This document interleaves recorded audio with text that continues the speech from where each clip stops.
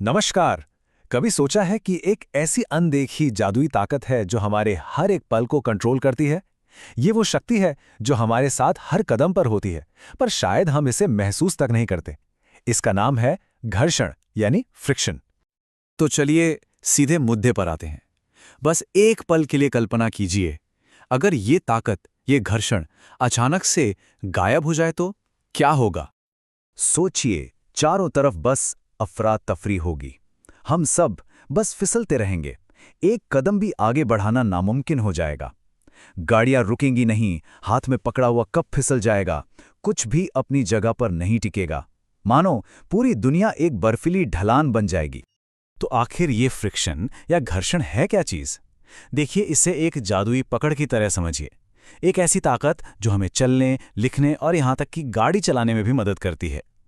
सीधे सीधे कहें तो ये वो रुकावट है जो तब पैदा होती है जब कोई एक चीज किसी दूसरी चीज से रगड़ खाती है, और ये रगड़ ही तो सारा खेल है।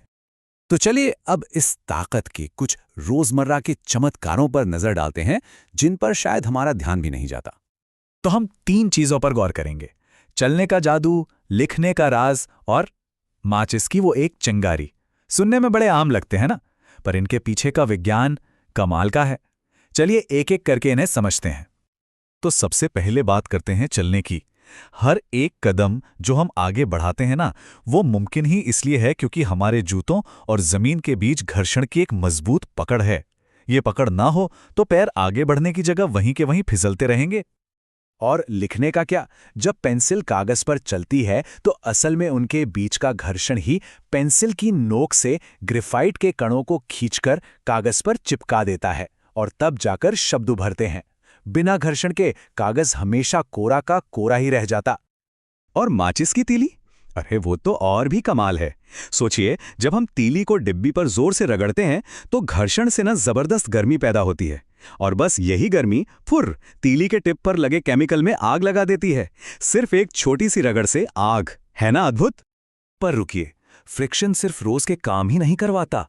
ये तो गति को काबू में रखने और हमारी सुरक्षा करने वाला एक गुमनाम हीरो भी है। इसका सबसे बड़ा, सबसे जरूरी उदाहरण है गाड़ियों के ब्रेक।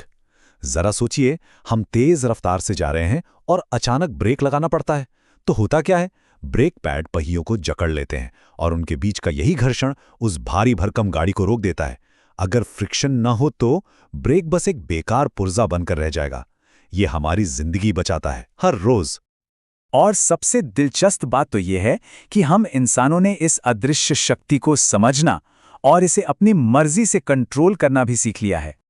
इसका एक जबरदस्त उदाहरण है टेनिस का खेल। हर कोर्ट का ना अपना एक ग्रिप यानी घर्षण का लेवल होता है। जैसे घास वाला कोर्ट, वहां घर्षण कम होता है तो बॉल गोली की रफ्तार से फिसलती है और नीची रहती है। वहीं जो लाल मिट्टी वाला क्ले कोर्ट होता है, उस पे घर्षण बहुत ज्यादा होता है, तो वो बॉल को धीमा करके ऊंचा उछाल देता है। और हार्ड कोर्ट, वो इन दोनों के बीच का एक बैलेंस बनाता है। मतलब सिर्फ जमीन बदलकर पूरे खेल का अंदाज ही बदल जाता है। कमाल है ना? तो जाहिर है हमने इस ताकत को काबू करना सीख लिया है। जब हमें पकड़ ज्यादा चाहिए, जैसे बारिश में गाड़ी के टायरों को सड़क पर जमाए रखने के लिए, तो हम टायरों में गहरी नालियां यानी ट्रेड्स बनाकर फ्रिक्शन बढ़ा देते हैं।